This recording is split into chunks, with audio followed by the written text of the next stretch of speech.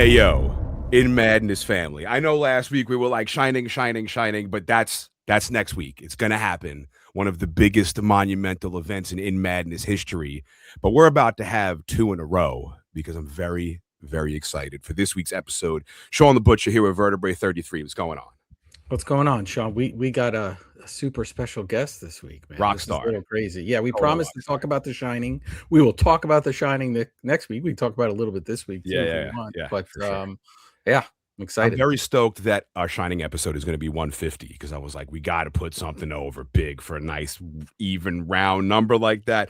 But for now, you are listening to the premier podcast, as we like to call ourselves, In Madness Pod, on all of the socials. No matter what you got at In Madness Pod, you could hit us in the mail sack, inmadnesspod@gmail.com. We will read your email. We will play your voice note talking about any of the past 149 episodes of In Madness Pod. Check us out on YouTube. You can see our very special guest right now on all of the platforms. No matter how you listen, make sure you like and subscribe and comment. Give us the 5-star reviews. Check out, I'm excited for this, the In Madness Spotify playlist. What the hell did you just have me add? What black metal band? Hava, I had you add. Yeah, it's like probably 12 minutes long. Sorry about that, Shawn. But it's on the same playlist as Whitney Houston and Dillinger Escape Plan. I'm looking forward to seeing what our guest is going to add to the In Madness Spotify playlist. Happy In Madness Monday.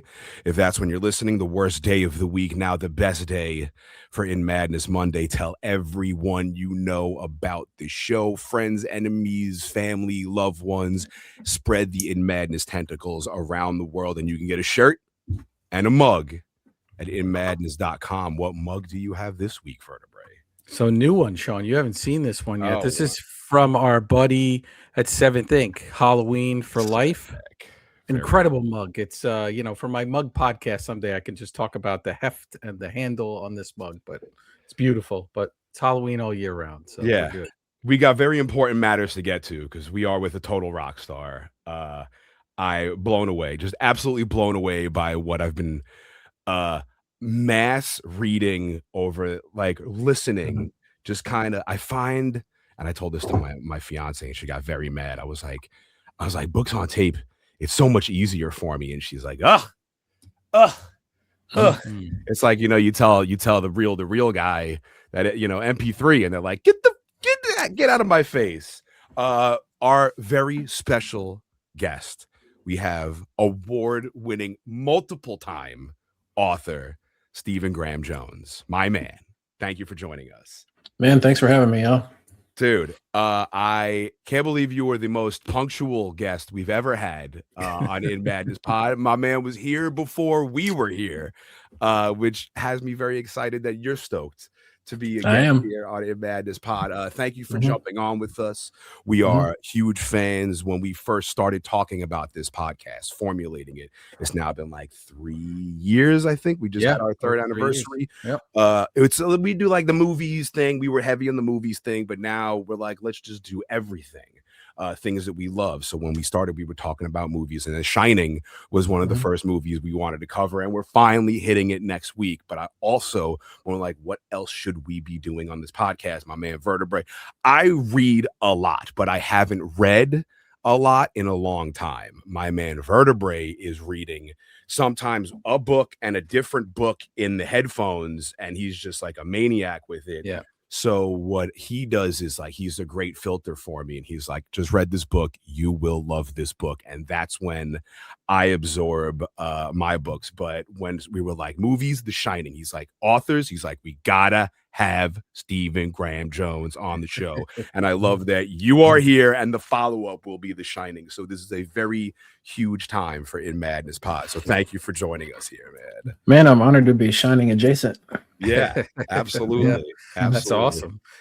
Stephen, we had you on. We're going to talk about the re-release of Night of Mannequins, and we can go into that a little bit. But obviously, I would be remiss if I didn't start with my book of the year. My 2 favorite books of the year were Fracasse's Autumn Springs Retirement Home Massacre, and we had him on as a guest, and then Buffalo Hunter. I have recommended this book to any person that talks to me about books, even if they're not into horror. We just got a copy for my father-in-law. I'm excited to see him and see if he read it. So it's cool. I have it here, and then I even have this is the geeky moment of the show, the Owl Crate version, which is not open. Wow. It's not opened yet because I read this one. I did something interesting, Shawn. I did this book, and Stephen, you can talk this a little bit, but I read this physically part way, but also combined it with the incredible audiobook for this. The narration, the reading on this book is just absolutely amazing. Were you a part of that process at all? I was part of the selection process for the voice actors, and then of course I did the acknowledgments. Yeah. I'm a terrible voice actor, so I require a lot of studio direction. You know, they get in my ears and tell me you're coming in hot, and can you say that again, but not stupid, all that stuff. You know, yeah, I got to I was really lucky. They let me select the readers, and then.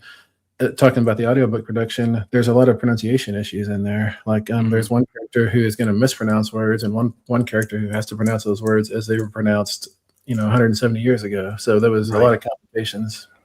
Yeah, I have told people that, Stephen, you don't read Stephen Graham Jones books; they read you, meaning it pulls out of you what's already in there. So I think I told Shawn after I read the book that I was moved a couple times in this book where it was like choked up, and if you just took the sentence that they're going to promote your book on and said like it's a Native American vampire and he's killing people, right, you're kind of like, oh, okay, like that might be cool. Is this like a cocaine bear type thing or something? Right? And there's just this weight of the historical fiction and the things you learn. I felt myself listening, reading, and then stopping and doing research as well, right? Because you want to sort of know about it. And some of the reality in this book is a little more horrific, or a lot more horrific than the fantasy that you wrote. How much research goes into a book like that? I feel like it's been 54 years of research. That's how old I am, like some books, they just stack up inside you over the years. And I've been reading and engaging Western stories forever. And of course, I've always known about what was attempted against the buffalo. And I knew what the Baker's battalion tried to do to the Blackfeet, or did to the Blackfeet, but tried to do to all Blackfeet. And so, yeah, there was a lot of a lifetime of research. But for this book specifically, I had to know really particular things to make it come alive for the reader. But I was also writing it really quickly. I want to say I wrote this book in 10 weeks, something like that. That's incredible. Wow. And incredible. But the way I could do that was I have friends who are experts in the Marias Massacre, in the history of the Blackfeet, and in the Blackfoot language. And so I could lean on all them the whole way through and just text them or ask them or read their books, read their articles. And without them, this book would have been a huge task. But because I have good friends who are willing to help, I was able to do it in 10 weeks, That's great. The best part is your books tend to start out, you've got to submerge yourself, like any book, you got to submerge into the world, right? But there's a lot of language that you might not know, a lot of things that you might not know, and sort of you have all the ideas up in the air, and then they've got to kind of land and also entertain and pull people in at the same time.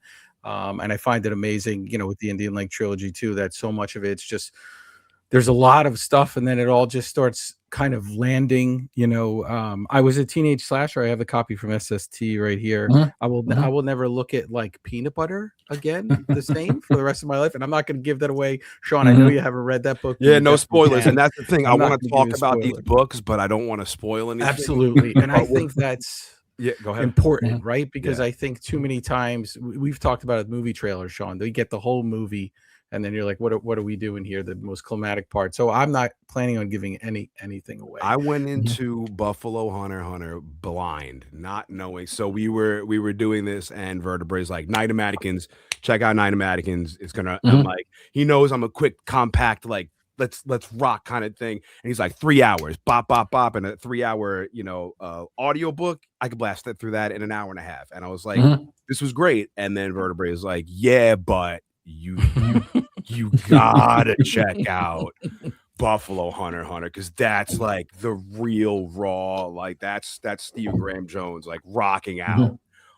So I blasted through this whole book, this 15-hour audio book, in like 2.5 days. I was Wow. listening every What? second at the gym, on the train, like it is, but it doesn't feel like it at all, and it's so good. And even your acknowledgments at the end of the audiobook, that had me choked up, like as part of everything. Just you tell, and like all the people that you shout out and how they helped you write this book. But my fiance, who turned our whole living room into a library, she rates all of her books. She does a 5-star rating system, and this would drive Vertebrae nuts because Up a wall. Yeah, it's because I don't like rankings or star ratings, but it's okay. She does a 5-star rating. The second I plopped the headphones out of my ears and she knew I was done, she's like, "What's your?" I was like, 5 out of 5, like easily, like the easiest I've ever had. Like it's one of my favorite books of all time, and it was so good. And I didn't know anything going in. So as everything is happening, I'm like, "What?"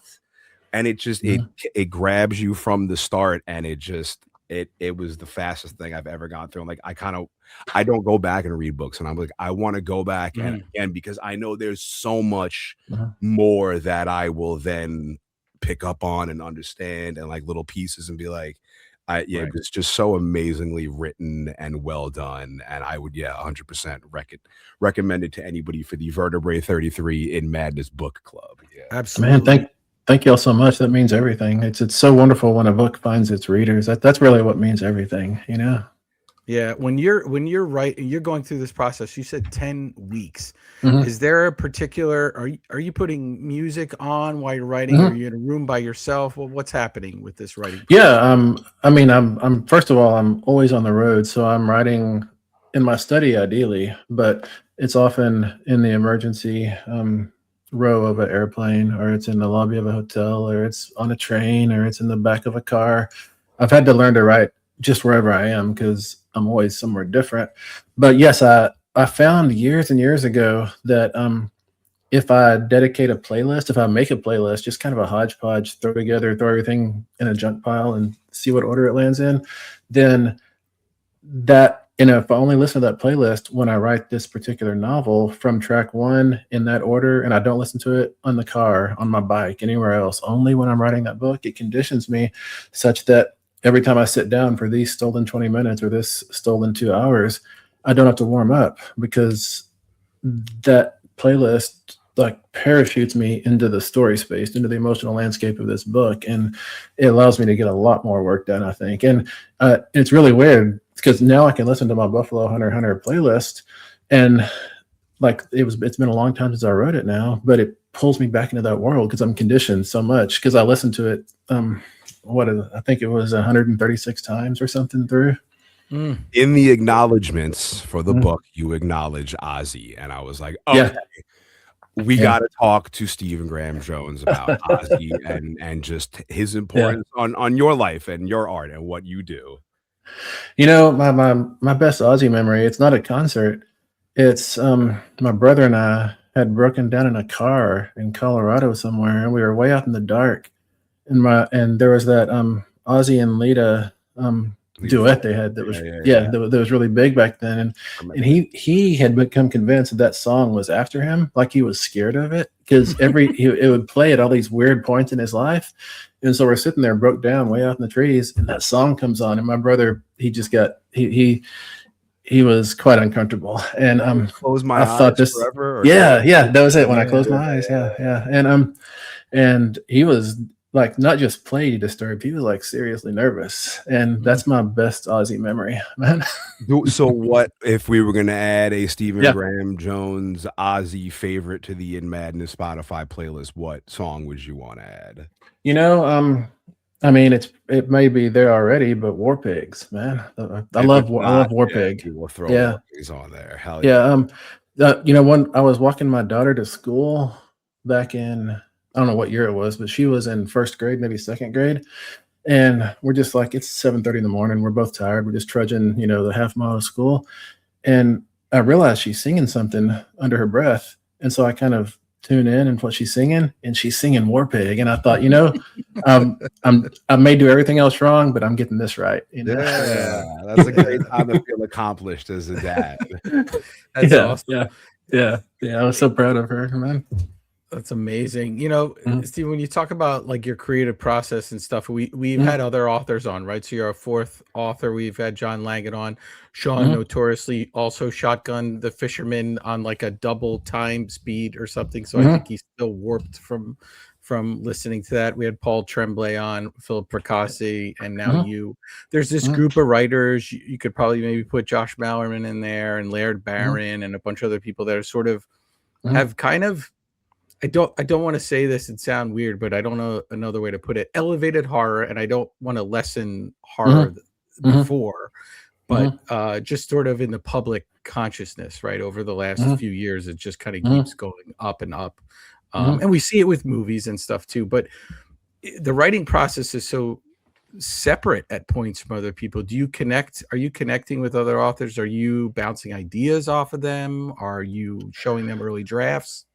I haven't shown, like, if I'm going to show anybody an early draft, it's probably Paul, maybe Grady Hendrix. All three, like we kind of like I share with both of them, and I read their stuff early quite often too. I'm actually about 3/4 of the way through Paul's July book right now. Is that the AI book? Yeah, the AI one. Yeah. We're gonna have him on to talk about that in our hatred of AI. yeah, Dead but Dreaming of Electric Sheep, and I haven't done it lately. But the reason I haven't done it lately, it's not because I don't trust my friends. Of course, I trust my friends, and I don't trust myself, so I need help. It's because I've been on such a fast production schedule that there's not a wedge. There's not any daylight between me finishing this book and it going under the print wheel, basically. Right. Like things have to get cooking so fast that I have time for the input from one person generally, and that's my editor. And so I have to, he turns that around as fast as he can, and I jump on it and we get it out there on the shelf. Yeah. For your really quick, for your 10 week. I would have to look. I think I put the date in the back of Buffalo Hunter. It could have been 3 months, but it feels like maybe it was 3 months. I wrote a book last summer this recent summer that took me 3 months, and I was like, this is forever. But I feel like I'm climbing the endless mountain, But so I think Buffalo Hunter was probably 10 weeks, but that's kind of slow for me. I'm generally a 6 week per novel kind of writer, Wow. So when you're writing, do you have your beginning, middle, and end before you start, or is the end coming to you as you're writing and getting there? I never have any idea what's going to happen whatsoever. How we do this podcast, man. Yeah. I've never, only one time I've done like nearly 40 books. Only one time have I ever known the ending. And that was because I accidentally wrote it 25% in. And I'm like, oh man, I didn't mean to do that. So I pushed it to the side and wrote the rest of the book and then pasted it back in, But no, like you're talking about Indian Lake trilogy and Don't Fear the Reaper. I didn't even know who the killer was going to be until I was about 2/3 of the way through it. I kept wondering, like, I hope they show up, They better, yeah. And I had no idea how Buffalo Hunter was going to resolve. I knew I was setting up all these problems, and I just had to, I've learned to just trust that, not in muscle or craft or technique, just in luck, that there's going to be a thread in there that I'm going to become aware of at the end of this process. And if I pull it just right, it's going to draw everything together, But so it's kind of like a faith thing. I'm just like, it's going to work, even though I see no way it can't work. But, I remember I'm a big proponent of paint yourself into a corner, because I think you have to become a better writer to write your way out of that corner. But I was saying that to somebody, and they said, if you paint yourself into a corner, just wait for the paint to dry and walk out, which makes a lot of sense. Yeah. That's great. Do you have, I'm going to ask a ridiculous question. Do you have a favorite thing your favorite thing you have ever written? Even if it's not the latest thing you've written, which is what all the musicians do. The last album was our best album. Was it really? Yeah. That's what, if your publicist is like standing in the wings, if you don't say that, they shoot you with a dart and it hits you in the neck. My favorite thing, it might be this story I wrote probably in 1996, so 30 years ago. It's called Carbon, and the reason it's my favorite thing I've written is because I do not understand it. I think it works, but as many times as I look back at that story, I cannot peer under the hood. I cannot figure out the mechanics of how it works. It just is a lucky thing that comes together in a way that I don't understand, and I still can't access and I can't replicate, Wow. Now, with this writing process, Stephen, have there been books you've given up on? I mean, your schedule's probably so tight now that you're almost required to produce a book in a certain amount of time and continue publishing. But has there been a point where you're like, okay, I got to just start this over? Or if I'm contracted for a book, I've always turned that book in. But books I'm writing on my own, I think about 95, if not higher percent of them, even when I can see it's a failing enterprise, I still make myself finish it, because you learn stuff by trying to make it work. And I just put it in the drawer right after I'm done with it. But I have abandoned one novel. What was it called? It was called Scotoma Mon Amour, which is a needlessly fancy title.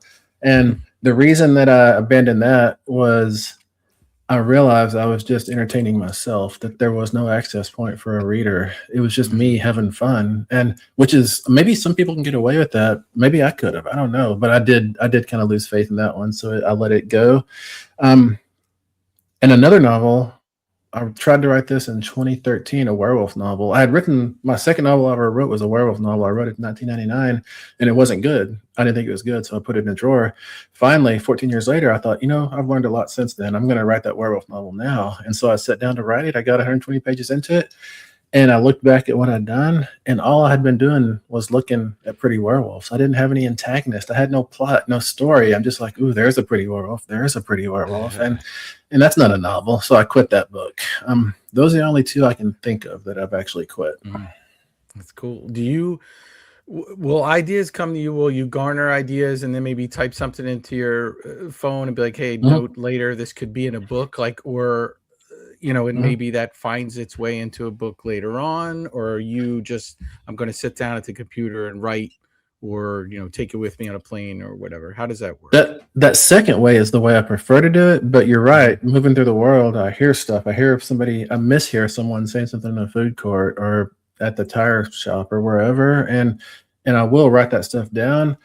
I never go back to it though. Like I used to, before phones, I kept all my stuff in these little spiral bound notebooks, and I probably had 112, 130 of them. I had a lot. I had 2 bookshelves of them, and they were just story ideas and lines of dialogue and neat situations.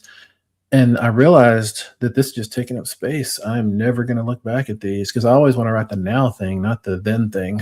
And so I sold them to a library, and I figured, let's get these out of my room so I can put some more comic books in here. I was just going to say, I mean, Vertebrae's got 400 different editions of every book ever released. On the opposite You're gonna side, get me in trouble with Mrs. Vertebrae. Vertebrae. Of his camera right now is the books stacked to the ceiling. We are collectors on this show. You look like you are a collector yourself behind you. What's some of your prized collections that you have? Oh man, I've got this really special, what's it called? Day Tripper. I love that comic book, Day Tripper. I've got this really it's in a slipcase, and it's huge, and it's not an absolute because it's not DC, but it's a really pretty edition. Let's see, I've got that Josh Whedon run on was it Astonishing X-Men? That's right. It's a big omnibus hardcover. That is Josh Whedon really knew how to tell a comic book story. I'm really impressed with that.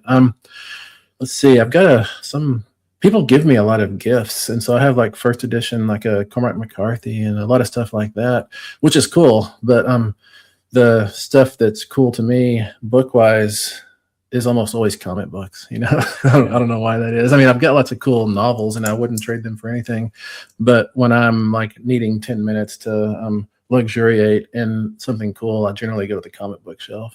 That's your escape from writing, is reading comic books. That's great. Or escape from the world, kind of. Or if I want to remind myself that there's beauty, Right. And you've worked with IDW comics, right? And our buddy Shawn Aub from IDW. Yep. Or do you have any comic work coming up? I do, and it's not been announced yet, so I can't say, but it's a very iconic character from yesteryear. I guess that's one way to put it. Very cool. Very cool. It's probably the character you would expect me to write, but I can't say it yet, man. We could guess. We could guess. We'll guess later. We'll guess later on. Yeah, I turn to the right, and I have a big shelf of Swamp Thing omnibuses over here. I'm really into Swamp Thing, and Bernie Wrightson's art, obviously back in the day, and more recent stuff. And they're putting out a Swamp Thing '89. I just found out on DC Black Label. They're going to continue that story that they never got to finish on that run that DC wasn't going to publish because it was too controversial. So wonderful. I've been talking to Black Label about doing something. We might pull something together. I really like their editions. Yeah, they do a great job with that. So we lean towards movies on here when we talk about books as well. What are your favorite films adapted from books? If you can give us that's a hard one. We're about to do one next week. Yeah, I mean, of course I love The Shining. Kubrick's The Shining. I love the novel, I love the movie, and I know that's supposed to be impossible because King hates Kubrick's and all, but I still like it, I really like The Shining and Flanagan's Dr. Sleep together, as a pair. Flanagan really did an amazing thing where he both drew from the novel and made the Dr. Sleep be a sequel to Kubrick's Shining. That was really impressive. Very cool. But let me think. My favorite adaptation from a book. I mean, the first thing I think of is The Long Halloween. Actually, the animated 2-parter they did recently. Oh, I love The Long Halloween. That's I read that like every year. So do I. That's my one yearly read. I used to have multiple yearly reads, but as things have gotten busier, I've had to pare it down to one, and it's always The Long Halloween, man. Yeah, I love it. The storytelling is incredible too. The page-by-page storytelling and Tim Sale and everything going on with it. Absolutely amazing. It works so well. Steven, when you're getting ready to get into writing mode, I'm sure you're doing 1,000 other things besides writing when you're not writing. And you too, Vertebrae, like, do you guys have like routines or like anything to put you in a headspace, like dim the lights, calm down, put on your playlist? Is there like something specific that you do to get into your zone when you're going to start sitting down and putting in your 20 minutes or your 2 hours that you're going to spend writing? For me, yes, the playlists, but I can do it without a playlist if I have to. Like if I don't have like these things, or if whatever's going on, I don't have music. I think I can still do it. I've had to do it a few times recently, so no, I can. But you know what? I found this out in about '98, I guess. When I had this old junky toboggan. It was all camouflage, and it was a big, stupid, ugly thing. And I put it on one day for writing. And I thought I wrote really well that day. And I thought it must be the hat, the hat. Like the greeting in the thing. Yeah. And so I started every time I sat down, I put that hat on. I'm like, I got my thinking cap on, I can cook. But then one day I couldn't find that hat. And I was run all over, and I'm like, how am I ever going to write again? And I realized that if you allow yourself to ritualize your writing, you're basically stalking yourself with excuses not to write.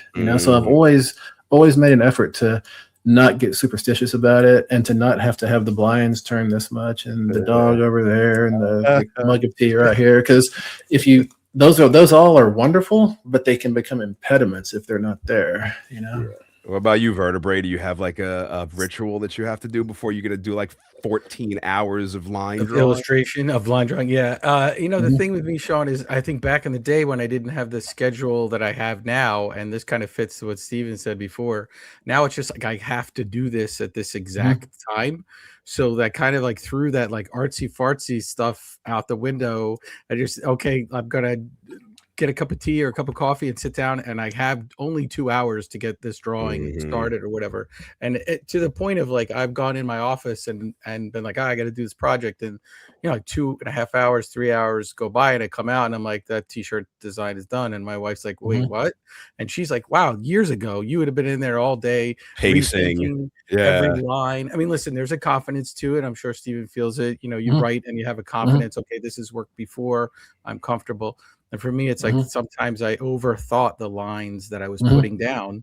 And it's like once I found my own voice, it's like, no, these are my lines. Good, bad, indifferent. That's the lines, and we're moving forward. And I think it was when I started getting stuff, more out there in the world and working with bigger projects and stuff, that I realized that all the little things that I picked on or thought were incorrect, nobody else even noticed them. So they kind of only really mattered mattered to me, and then that made the creative process like a lot easier. I never had a crazy hat, but I certainly would get myself set up and think, oh, I need to listen. You know, one of the things when I would do band merch or something, it's like when I do like this few Slayer shirts I did, like, well, I have to listen to Slayer while I draw this drawing. And sometimes it just wasn't in the, you know, when I got comfortable, it's like, I'm not in the mood for that. I'm just going to put this soundtrack on or something else and draw. So yeah, you have to give yourself freedom, I think, you know. Stephen, you lean into horror a lot. It's a favorite of all of ours. What started it all for you? What was that gateway for you into this madness, this violence and gore that we love, and these slashers and these Michael Myers? What got you into it?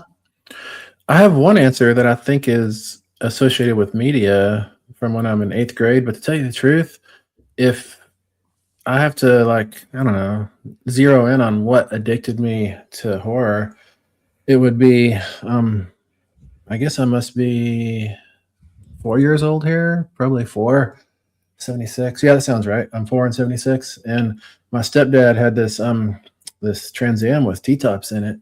And he was a loud and wild dude. And on every Sunday when he wasn't working, he'd put me in the passenger seat of his Trans Am. And we drive on this portion of the interstate that was pretty deserted, 20 miles, and he would just fly. I think that Pontiac pegged at 160, I think, and he would keep it at 160. And I'd be standing there in the passenger seat holding this beer, you know, and the wind like right above me. And one day, instead of going into town like he usually did, he took a right and went out through this kind of junky road, and we got to a caliche pit. And that caliche pit, I guess we only have those in West Texas. It's like caliche is like this chalky rock that they use for roadbeds because it doesn't get wet and turn to mud. You won't sink into caliche basically.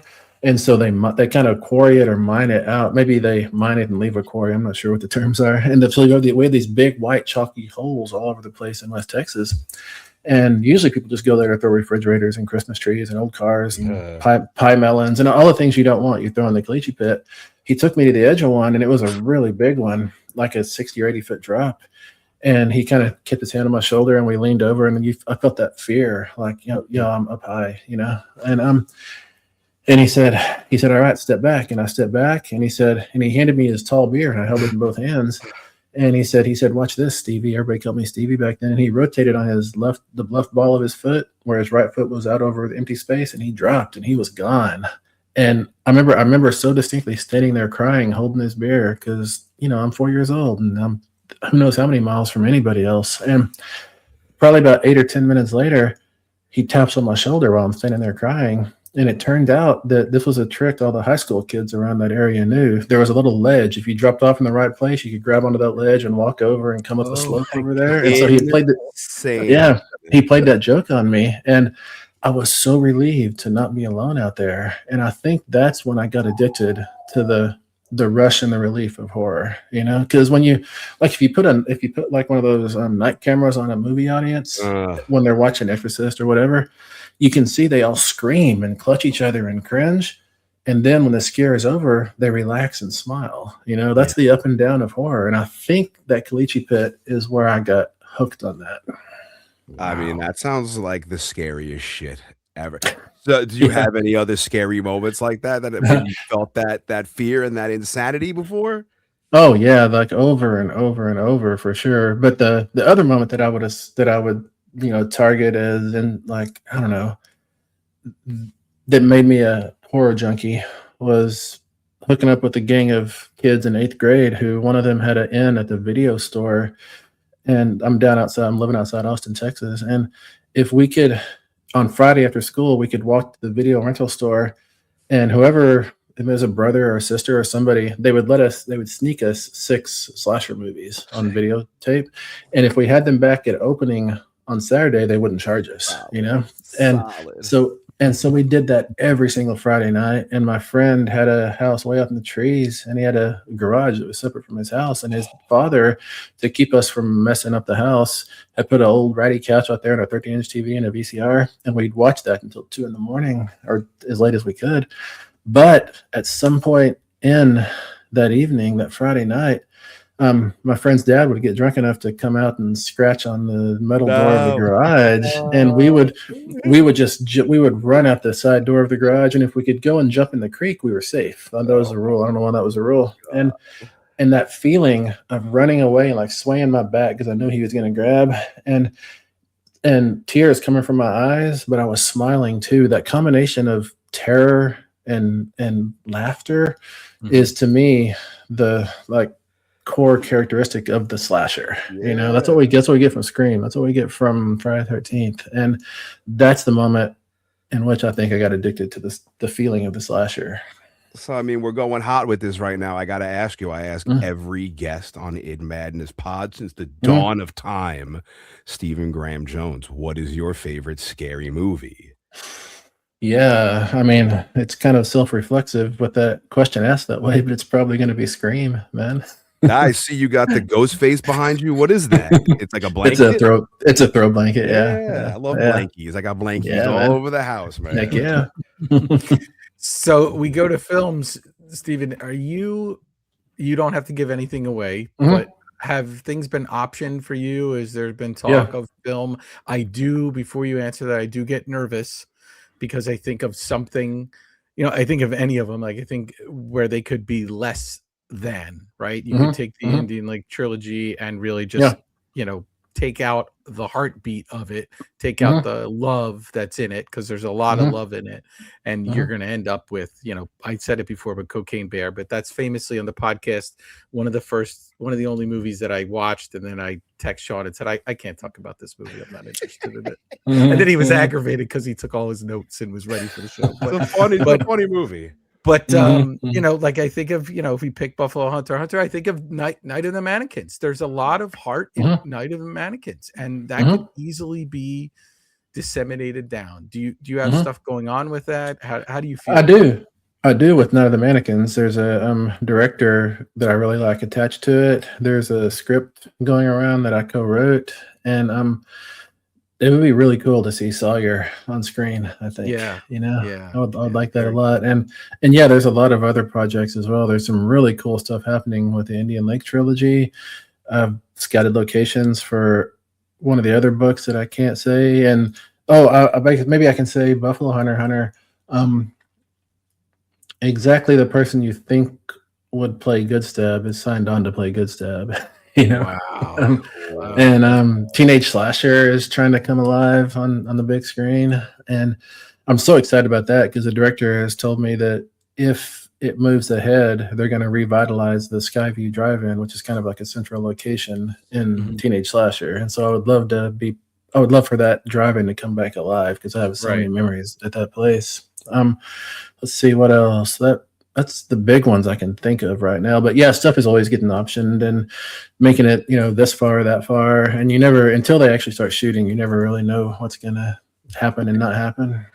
And do they have varying degrees of sort of your involvement, like based on a contract with, like, you might write the script and then you're done, or They all want my involvement a lot, and I'm willing to play, of course. I try not, except for Night of the Mannequins, I usually try not to write the scripts because I fear that like when you're adapting a novel into a 106-page screenplay, you got to be brutal, you got to be heartless, you got to push things together and kill other things and just rig the whole story. And I worry that I might be too loyal to this or that at the cost of the story. So I think the reason I was able to do Night of the Mannequins was because it's a novella, and so it's the right length to become a feature film. Right, absolutely. Yeah, and that's being re-released by Tor Nightfire February 24th, 2026. Cool. So they were nice enough to hook us up with you to come on. And the exciting thing, Stephen, is that a lot of your older books are getting re-released, and it's sort of like there's a thing I listen to a podcast you've been on quite a lot, and Talking Scared, and I'm always excited, but I cannot keep up with Neil's reading pace at all. So it's like when it falls out of, it's like this with music too, Shawn. They promote the album, then it comes out, then the band has to promote it, then sort of everybody kind of forgets about it, right? And I think these re-releases be like, okay, he's had success with more recent books, let's bring these back out and have people dig into this, the back catalog, get the 45 as well. But I think it's really cool, and I think it's a way, like I said, when books come out, there's books where you're like, oh, I gotta read that book right now, and for the life of me, depending on it, I just can't get to it. And then by the time I read it, it's like with movies. By the time I see some movies, nobody's left to talk about it anymore because everybody saw it. With some TV series, everybody watched it in a whole weekend or something like that. Well, that's what I was going to ask Steven. Do you have a favorite recent, with the little time you have, a horror movie that you've seen, something in the last couple of years that you've really loved? I mean, the last like 5 weeks or 4 weeks, I really liked Primate. That was a ball. That's man. on my to watch list. I haven't checked it out yet.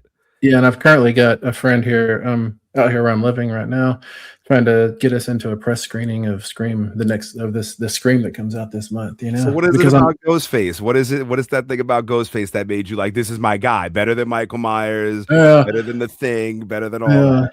I think it's that he's like Ghostface and whoever is under that robe and that Father Death mask. They're always fallible. There's some Three Stooges action going on. They catch a refrigerator to the face, and all their swipes don't hit home. Like Jason Voorhees, he can pick up anything and it's a spear and he kills you. But that's not that's not how it is with Ghostface. And to me, that kind of humanizes this killer. Clumsiness to him. Yeah, I think that's a good answer. We often do some word association with a few horror movies. Just run through and see what comes to mind. So we start with Halloween, the original. Yeah, what about it? Your thoughts on it? When did it hit you? When did you see it? Does it have a lot of weight? I can't remember when I first saw it because I feel like it's always been part of my life. But I can say this probably isn't a fast answer. The first time I heard about it was 1978. I was sleeping on the floor of my grandmother's house because we were living with her and there wasn't enough room. So I slept on the floor in the living room, and it was way out in the country. And my aunt and uncle had just gotten married. They were in high school and they were living in a little camper trailer way out at the edge of the property. And they were like the titans of my world. They were perfect. And they were Greek gods, they were amazing. And like my uncle always had a beer and a Pearl Snap shirt and long hair. He's in Grateful Dead posters everywhere. How could you be cooler than that? And then about 2 a.m, there comes a knock on the door, and I get up in my blanket because it's cold, and I shuffle to the door and I open it, and there's my aunt and uncle, these two amazing people wrapped in a single blanket. And they say, "Hey, Stevie, can we come sleep on the floor with you?" And I said, "Yeah, you can, but why for? You got your own camper." And they said, "We just went to town and saw Halloween, and we can't sleep in our place anymore." And I distinctly remember holding the door for them while they shuffled past in their blanket and looking out into the darkness of the pasture and thinking, what could scare these amazing people to have to come sleep on the cold floor with me? And I've been hooked on Halloween ever since then, man. That's incredible. Next one up for us is The Exorcist. When did you first ingest The Exorcist? I think I caught The Exorcist in high school, so I caught it late. I know a lot of people say they saw it at 5 years old when their babysitter showed it to them, or their big sister or big brother. But it wasn't like that for me. I was the oldest grandkid, the oldest son. I was the oldest everything. And I love The Exorcist. It still unsettles me. I think what The Exorcist did for the possession genre was it set the bar so high that all the Exorcist stories since then have been leaping and trying to touch that bar over and over, and I think the result is what's happening now is the possession story is having to reshape itself. It's trying to shake off its religious trappings, because I don't think possession movies really they're not getting a lot of mileage with the push, you should go to church so you don't have demons in you, or this ritual works, reading from this good book works. Like that doesn't really hold the same weight or carry the same weight that it used to. So I think possession stories are trying to still keep the wrapping of The Exorcist right now, but they're trying to find a different heart inside, maybe a different demon, maybe a different method of expulsion. We're trying all kinds of things are happening. It's really exciting.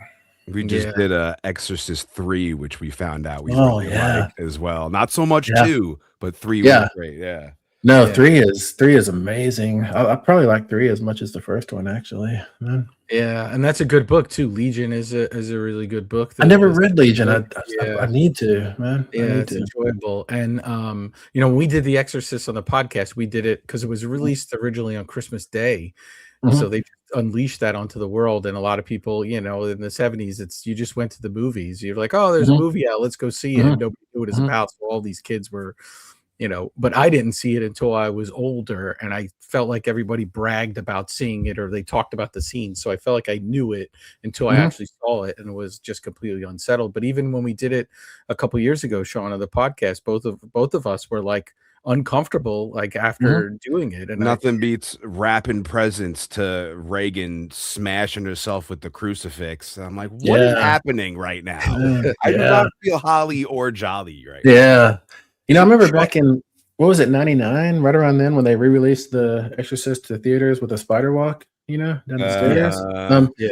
I was so excited because I'd never seen it on the big screen, so I went there first day to see it. Turns out the theater I chose in Lubbock, Texas, was right across from my high school, and I saw it at like 350 or something. And so the whole auditorium of the theater was full of high school students who had just crossed the road to see The Exorcist. And I thought we're all going to be scared together, but I was the only one scared. The high school kids could not stop laughing because I think it's what you were saying. The Exorcist has so thoroughly permeated culture with different spoofs and versions and everything, that even if you haven't seen The Exorcist, you've seen The Exorcist, And so when they're seeing Reagan doing her stuff, it's kind of funny to them, which was a weird experience, man. Yeah.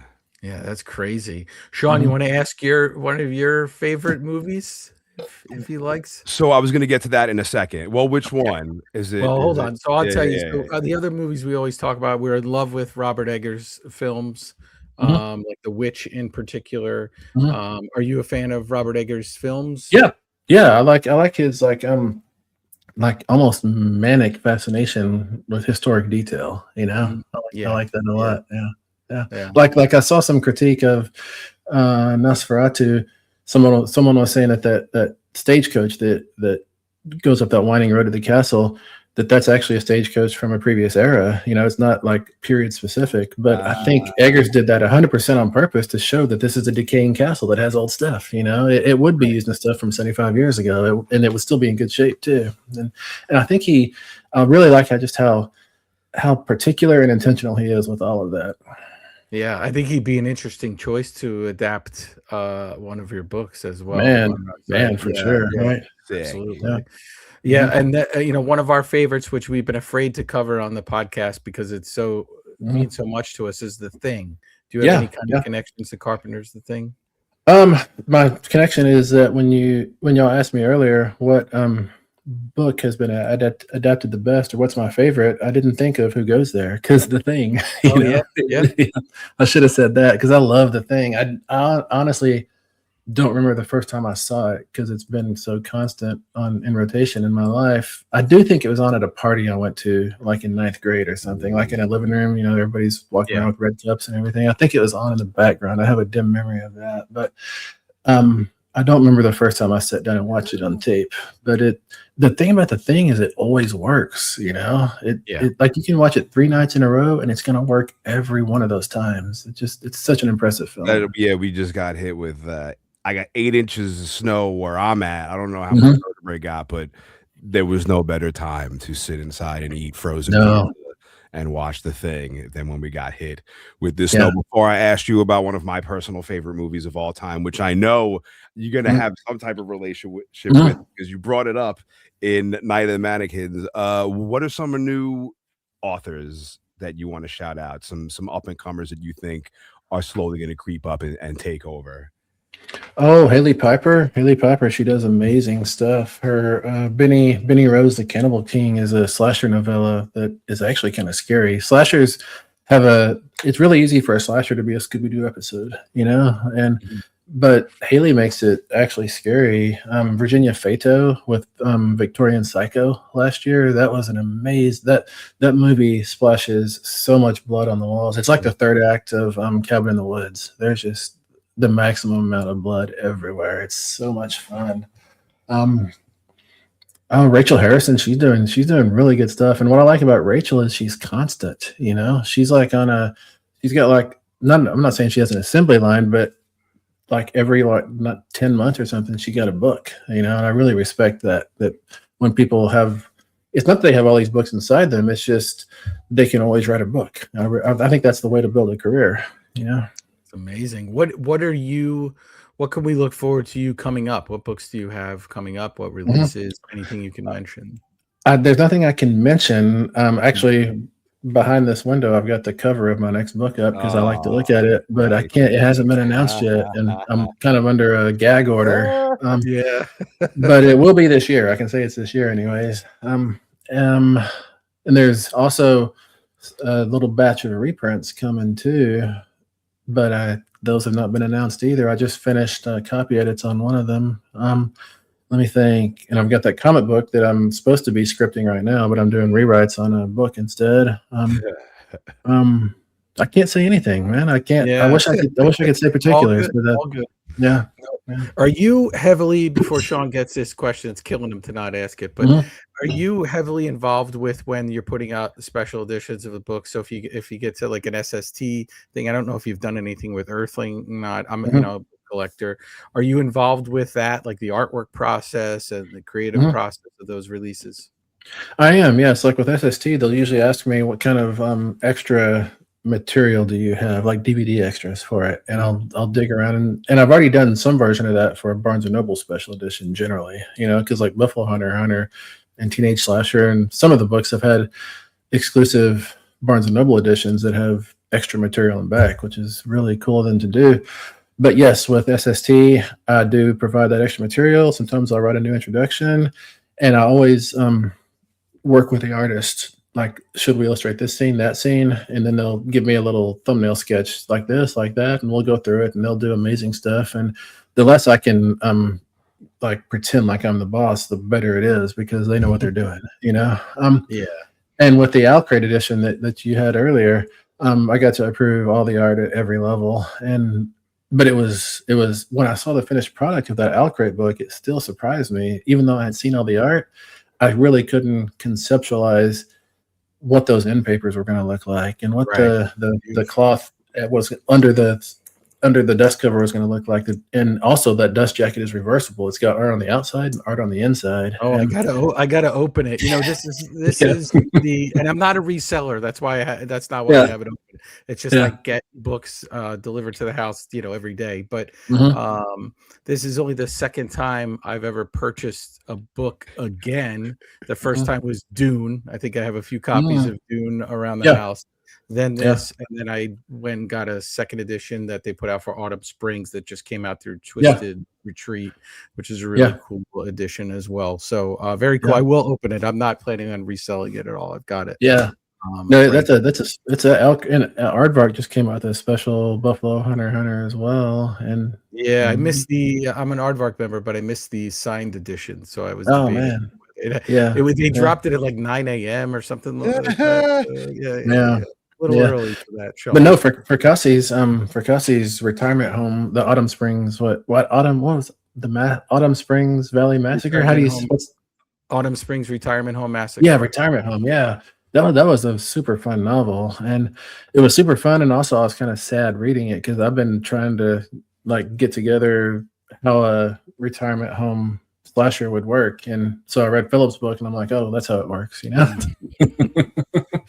Yeah, it's fun. I do New York Comic Con every year. I have a booth and sell art and T-shirts. So Philip was there, so he stopped by the booth for a little bit, and we kind of got to hang out and talk about books, and it was very cool. So if you ever get to a convention, you'll have to let us in the New York area. We'll come out. Out. Nice. Signing. We got a new spot in Brooklyn, Twisted Spine. A cool. Oh, I was at Twisted Spine 3-4 weeks ago. Oh, you were just here. Damn it! I was going to ask if you got any East Coast trips coming up. Yeah, and also I think they were looking into getting, like, there's all those Jay Daniels shirts and stuff. I think they were looking into getting a rack of those to carry in the store, which would be really cool. Nice. Oh, that's very cool. Yeah, they gave me a beanie, and I signed all the books, and it's such a cool bookstore. I can't believe you were just here. So Shawn, it wasn't for an event though. It wasn't an event. I just randomly went out there when I was. It's so cool. Yeah. I got to put you over, Shawn, around the corner from Twisted Spine the next time you go, right? It's right near there, Shawn, is our buddy at Mission Sandwich.